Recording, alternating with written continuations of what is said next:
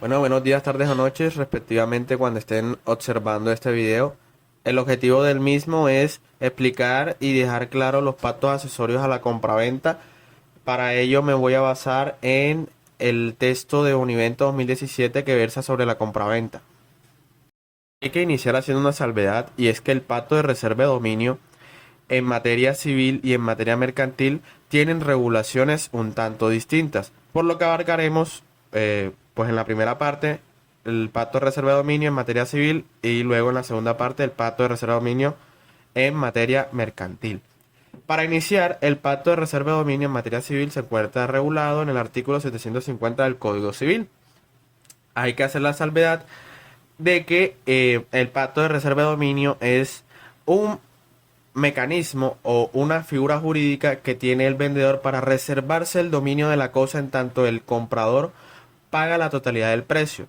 Entonces se puede entender de que el vendedor actúa en calidad de señor y dueño hasta cuando el comprador pues pague la totalidad del precio, y pues el comprador solamente actuará en calidad de tenedor de la cosa hasta cuando pues también se pague la totalidad del precio convenido. Bien, ahora hablaremos del requisito del pacto de reserva de dominio. Este requisito cabe aclarar que no es propio solamente del pacto de reserva de dominio, ya que todos los pactos accesorios a la compraventa deben cumplir con este para poder ser válidos y poder surtir efectos. Este requisito consiste en que se debe dejar por escrito, es decir, se debe dejar de manera expresa al momento de suscribir el contrato que se quiere eh, someter el contrato a pues algún tipo de pacto, en este caso el pacto de reserva de dominio. Si no se deja por escrito, se tendrá en este caso en el pacto de reserva de dominio que la transferencia del dominio se realizó al momento de entregar la cosa en el caso de bienes muebles. En materia civil existe una problemática respecto a la inclusión de pactos de reserva de dominio dentro de los contratos de compraventa. Esta problemática versa sobre de que en contratos que sean sobre bienes inmuebles no se puede dejar o no se puede pactar una cláusula de reserva de dominio. Solamente se deja a disposición el artículo 1930 del Código Civil, que estipula una demanda alternativa ante pues el incumplimiento del pago del precio por parte del comprador. Es por lo anterior que me permití ponerles un ejemplo en cuestión, y es el que está en la imagen respecto a la bicicleta con un candado aferrado a un poste, y ustedes se preguntarán, pero ¿y eso qué tiene que ver sobre el pacto de reserva de dominio? Bueno, podemos analizarlo desde cierta analogía respecto a lo que es el pacto de reserva de dominio. Aquí la bicicleta cumpliría el papel de bien mueble. Hasta ahí no hay problema, pero podríamos entender de que el candado representaría de cierta manera el pacto de reserva de dominio, que no permite que el dominio pase del vendedor al comprador hasta en cuanto éste no pague la totalidad del precio. Entonces, se podría entender también de la imagen que en el momento en el que el vendedor recibe la totalidad del precio por parte del comprador, éste le entregaría la llave para que pueda quitar el candado y que la bicicleta sea totalmente suya. Habiendo dejado el ejemplo anterior atrás, nos corresponde ahora analizar los efectos que genera la inclusión de un pacto de reserva de dominio dentro de un contrato de compraventa de bienes muebles. Lo analizaremos desde dos aspectos generales. Por una parte está pues los efectos que genera sobre las partes contratantes, por el otro está sobre los efectos que genera a terceros o sobre terceros. Sobre las partes hay 4 puntos. El primero de ellos es que el negocio se entiende perfecto, incluyendo la cláusula de no transferencia de dominio. Es decir, la cláusula de no transferencia de dominio o el pacto de reserva de dominio no impide que el negocio sea perfecto, solamente que esta figura somete a condición suspensiva la transferencia del dominio, es decir, la tradición, hasta cuando el comprador pague la totalidad del precio. Siguiendo lo anterior, pues el segundo punto nos habla de que el vendedor mantiene el dominio de la cosa hasta cuando se pague la totalidad del precio convenido. Se puede entender de esto también que el vendedor sigue actuando como o con ánimos de señor y dueño hasta pues que el comprador pague la totalidad del precio, y pues el comprador actuaría solamente como mero tenedor de la cosa en tanto está la vigencia del pacto de reserva de dominio. El tercer punto es que cuando se pague el precio por parte del comprador, este adquiere de pleno derecho el dominio de la cosa, es decir, no tiene que manifestar otro tipo de voluntades ni llevar a cabo otro tipo de acciones para entender de que él o en él está en cabeza el dominio. La última o el último punto es una cuestión de la que nos habla Bonivento, y es sobre si los acreedores del vendedor pueden perseguir el bien cuando se encuentre bajo el pacto de reserva de dominio. Bonivento afirma de que sí podrían hacerlo en tanto en la vigencia del pacto de reserva de dominio el vendedor posee el dominio de la cosa, por lo que pues sí podrían perseguir el bien. Por otra parte, los efectos que genera la inclusión de un pacto de reserva de dominio dentro de un contrato de compraventa de bienes muebles sobre terceros es que, primero, si el comprador dispone de la cosa y realiza un negocio jurídico con un tercero, esta venta se entenderá como venta de cosa ajena, ya que el comprador solamente actúa como tenedor de la cosa en tanto pague la totalidad del precio y pueda adquirir el dominio del bien. Como segundo punto es que al momento de realizar un negocio con un tercero de buena fe, el comprador constituye al tercero le constituye al tercero el derecho de dominio sobre la cosa, y por lo tanto no pues habrá lugar a interponerse ninguna acción de reivindicación. Corresponde analizar ahora sobre quién recaen los riesgos de la cosa vendida con reserva de dominio. Según Bonivento, recaen sobre el comprador debido a que el negocio se entiende perfecto desde el momento en que hay un acuerdo de la cosa y un precio por la misma. El segundo punto es que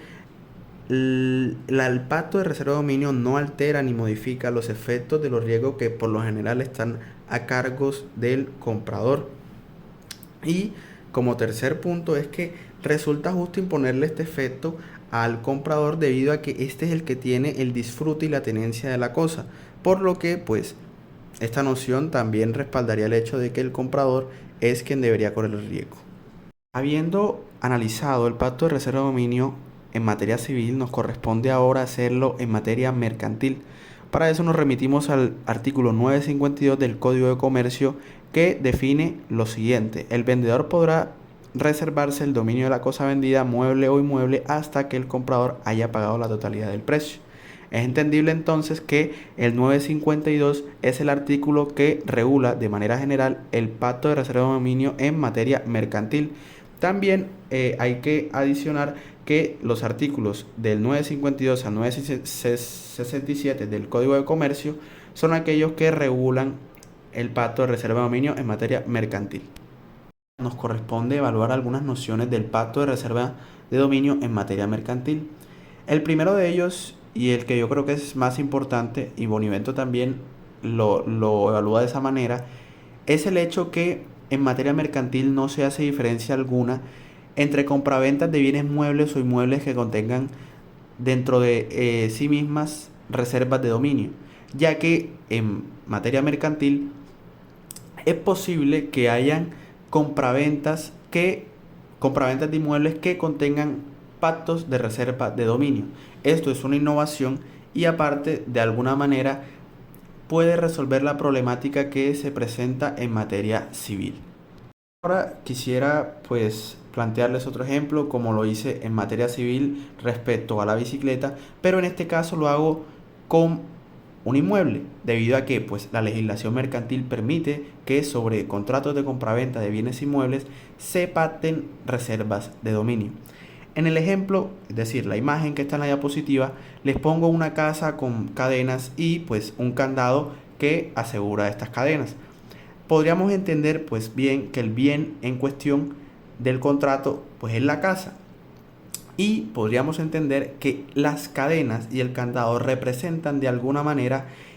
la reserva del dominio en cuanto o en tanto el comprador pague la totalidad del precio. Es decir, cuando se pague la totalidad del precio por parte del comprador, el vendedor le entregará la llave para que éste pueda abrir el candado y que el bien pase a ser totalmente suyo. Muy bien, habiendo dejado el ejemplo anterior atrás y esperando que les haya servido para aclarar un poco más la temática respecto a los pactos de reserva de dominio en naturaleza mercantil, nos corresponde evaluar por consiguiente otra noción, una segunda noción, y esta versa de cuando la reserva de dominio produce efectos frente a terceros.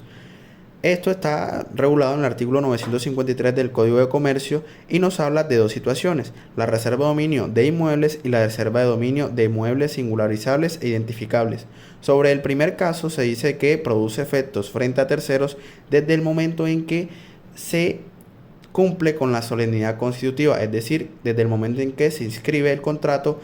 en la oficina de instrumentos públicos respectiva. La segunda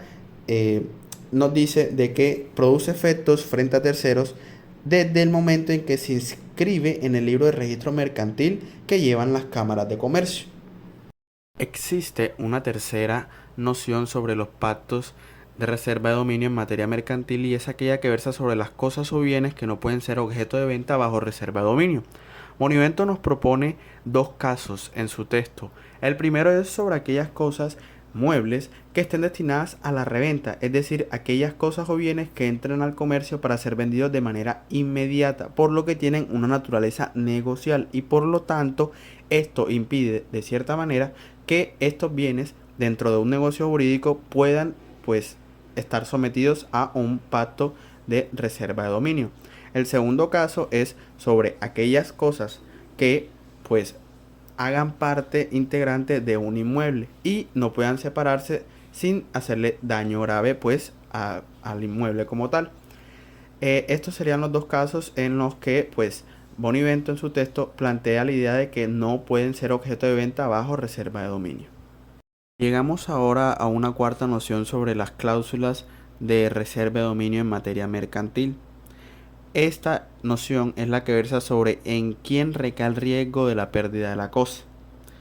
En el artículo 952 del Código de Comercio se nos estipula que el riesgo recae en cabeza del comprador desde el momento de la entrega de la cosa. Pero hay cierta